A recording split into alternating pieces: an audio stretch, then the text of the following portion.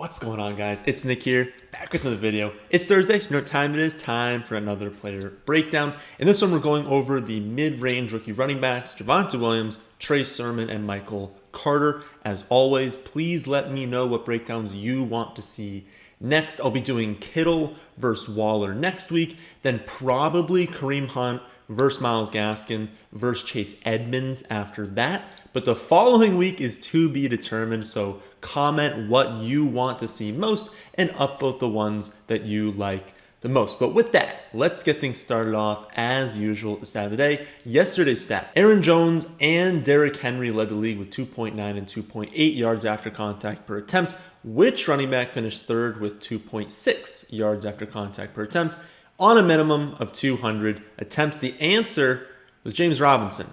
At the Lord of Meats was the first to get that on Twitter, and Connor McLeod was the first to get that on YouTube.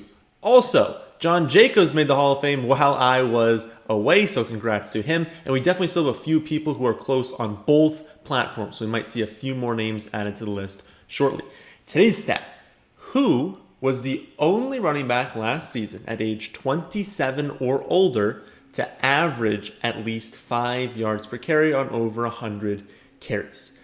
All right, let's start this breakdown. And the first one we'll go over is Michael Carter. He was taken in the early fourth round. I believe he was second overall in the fourth round last season, or I guess this offseason, by the Jets. All these guys are rookies, so I shouldn't have to say that every time. Of course, rookie season probably wasn't a bad move for them. Of course, you guys know that I don't like when teams spend a high pick on a running back. I think it's a fairly replaceable position, and so wouldn't spend a high pick. But early fourth round for them, probably not a bad idea. They're going with a youth movement. They have a lot of young players, and their depth chart at running back was absolute trash. I mean, Tevin Coleman, Ty Johnson, LaMichael Pirine. The odds that one of these guys is going to break out and be really, really good for them is very, very low. So adding someone in the early fourth round, probably a good move. In college, Carter was fine. He maxed out at 177 carries, but did have a pretty fantastic senior season, gaining over 1,200 yards. I believe it was 1,245 yards, 11 touchdowns on 8 yards per carry. I mean, that's a really good season. His main calling card is in the receiving game, though. He had 82 receptions in his 4 years in college, posting a 73rd percentile college target share.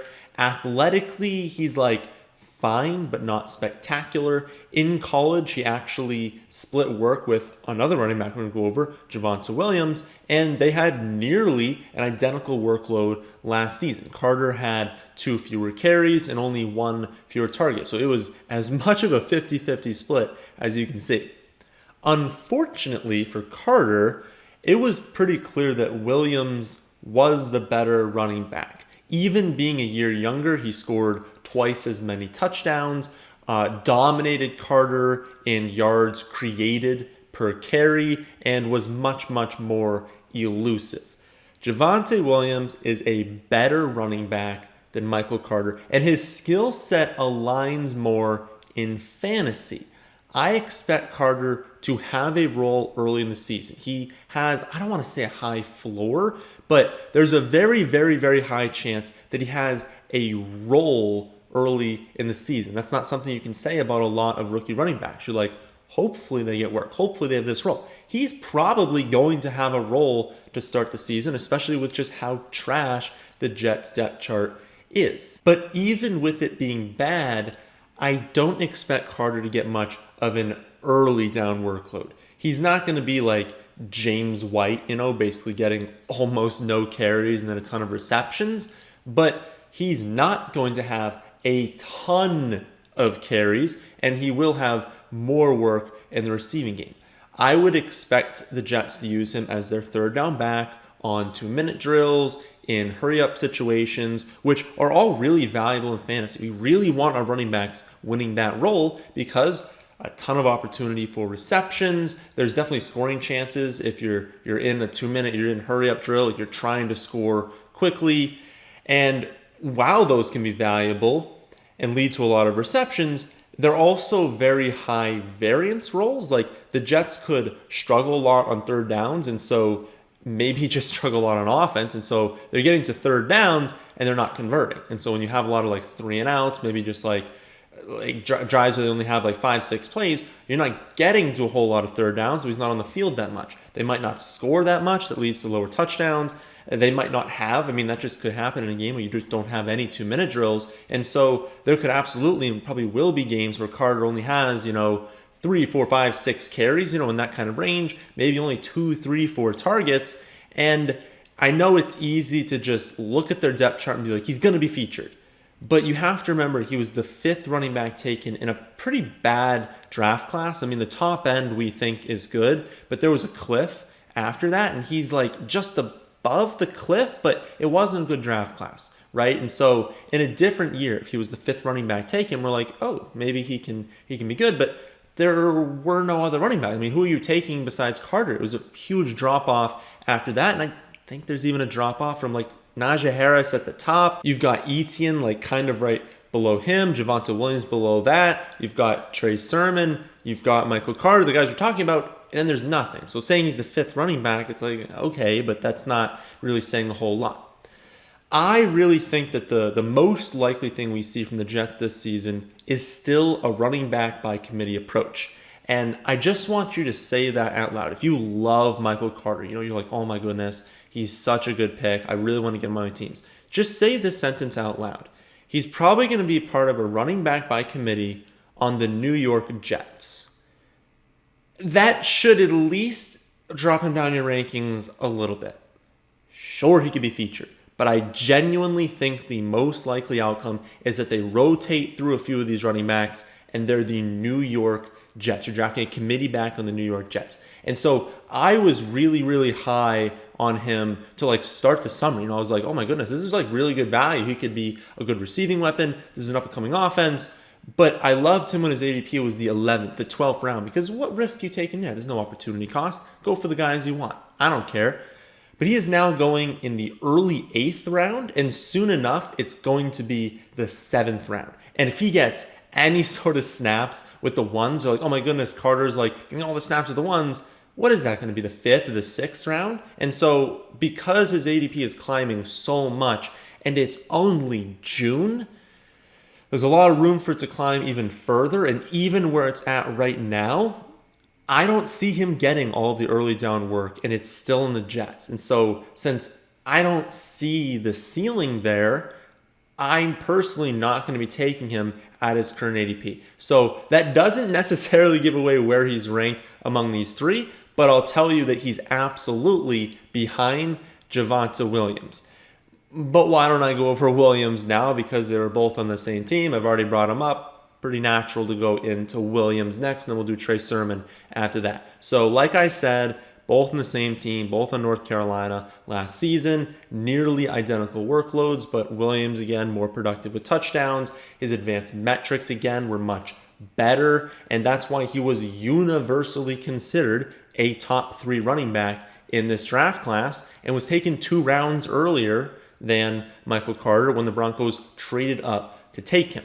And that's an extremely important point to me because teams lie all the time. They lie during the offseason about usage. They lie to us about what roles players are going to have. They lie to us about injuries. Heck, they lie week to week during the season about these exact same things.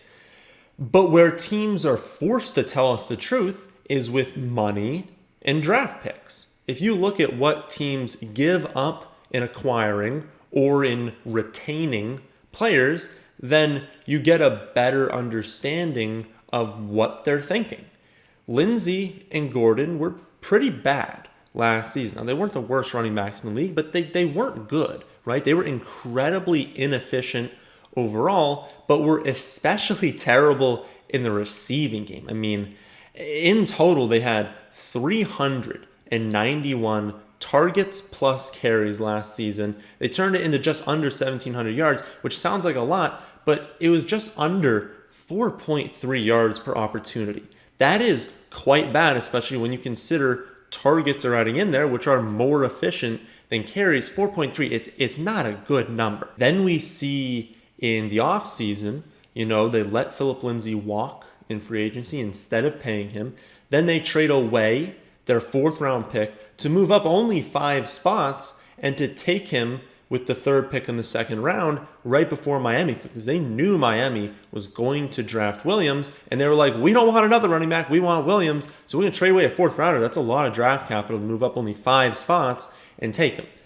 And if we look at the type of prospect that he is, I mean, we can see why they wanted him. You know, he had the most missed tackles forced per opportunity in Pro Football Focus history, while leading the 2021 draft class in yards created per attempt, while also being exceptional in pass protection and more than capable in the receiving game.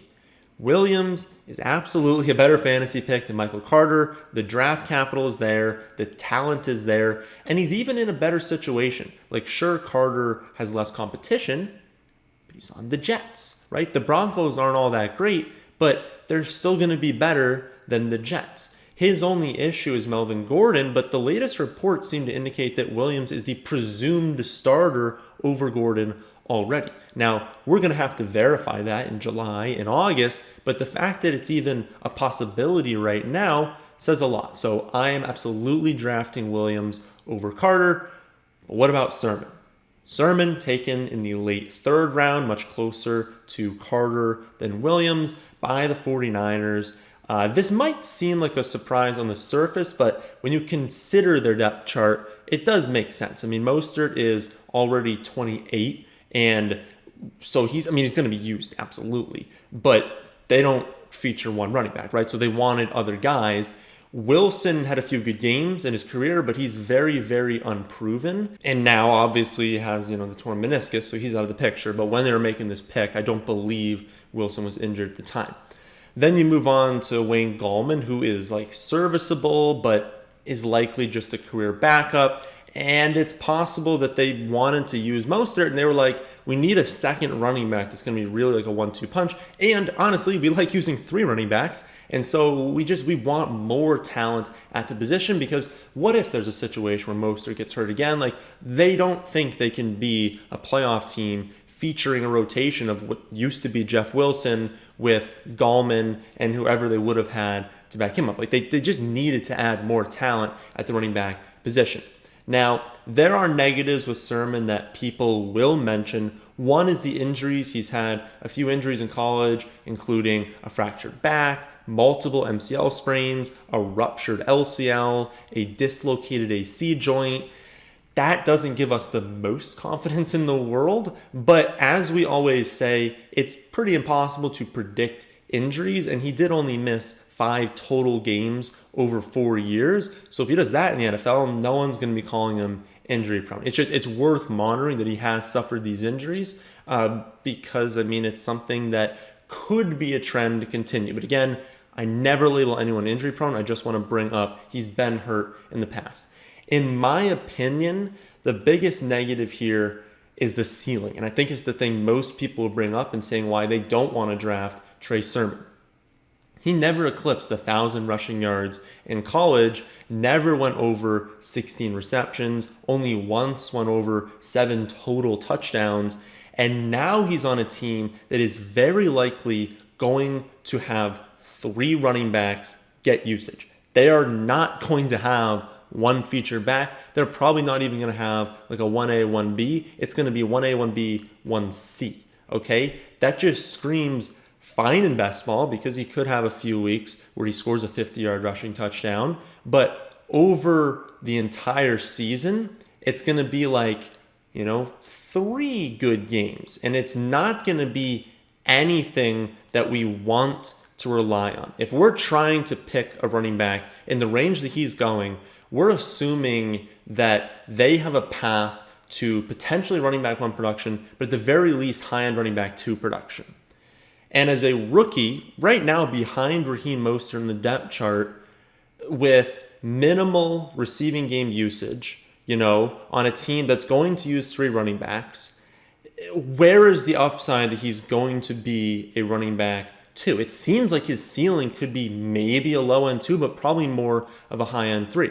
And then let's talk about Trey Lance, right? I think Trey Lance is going to be the quarterback, maybe not in week 1, but pretty early in the season, and they're going to be a run-first offense. So we're going to have a run-first offense, great, but Lance is going to steal a lot of rushing touchdowns. That's not something that Jimmy Garoppolo has done in the past. And so when you have him stealing rushing touchdowns, when you have him not throwing to the running back position overall because he's a mobile quarterback and he's not going to throw dump-offs as much, where is the upside taking the second running back on the 49ers? So Sermon would need to be the feature back to be relevant, but the 49ers use their third running back at the highest rate in the league. So his ADP in the 6th round already, that's aggressive. It's just far, far too aggressive. There are awesome players going in the 5th and 6th round to where I don't see how you can consider him. Again, I was taking him in mock drafts early this summer when he was going in the 10th, the 11th round. But the late 6th round already, I mean, you're going to need a major injury to even come close to that ADP. And if he has a major injury or someone else has a major injury on the team before the season starts, his ADP is going to skyrocket. And so he still won't be of value. So I'm out on Sermon and his ADP. You already heard I'm out on Carter's ADP. So obviously first in the rankings here is Javonte Williams. But who would I draft between the other two, or at least how would I rank them? Because I probably wouldn't take either of them where they're going. If I had to take one of them, I had to rank the two. First would be Michael Carter because he has at least a clearer path to a large workload. Maybe I'm wrong and the Jets don't have like a running back by committee. And since we know the receptions are going to be there, if he gets more of an early down workload and this offense does do better, like I think it can be better this season, then he has some upside. It's just I don't like his ADP because you're assuming at that point that those things come true. But when we're looking at Sermon, I think he just needs more things to go right. And he's going to need to get lucky with touchdowns. He's going to need to probably become the 1A. And I think his ADP right now is just assuming that those things are going to happen. And I never want to assume a rookie is going to be first in the depth chart when you have a guy like Mostert who's still been good in the past. And I don't want to assume that he's going to be efficient with touchdowns. We think that the 49ers rushing attack will be good and they'll be efficient. But you never want to assume these things are going to happen. And so I can't justify at all his late 6th round ADP. Between the two of them, I have moved Carter one spot ahead of Sermon in the rankings because I just think the path to production is much clearer for Carter. But there is a significant gap behind Javonte Williams. And then you get into Michael Carter, you get into Trey Sermon. They were targets on the website in the past, but their ADP, again, has gone up way too much to where I cannot justify them as picks this season. So that'll do it for this week's breakdown. We'll have Kittle versus Waller next week, probably Hunt, Gaskin, and Edmonds the week after that. So after that, though, up to you guys. Put your requests in the comment section below and upvote the ones you want to see the most. You can always see my answer, though. If you have something that's just not getting mentioned, at our website, thefantasyfootballadvice.com. But that's the end of this one. Hope you all enjoy. If you did, then how about hitting that like button? And how about subscribing to the channel if you're new here? Thanks for watching.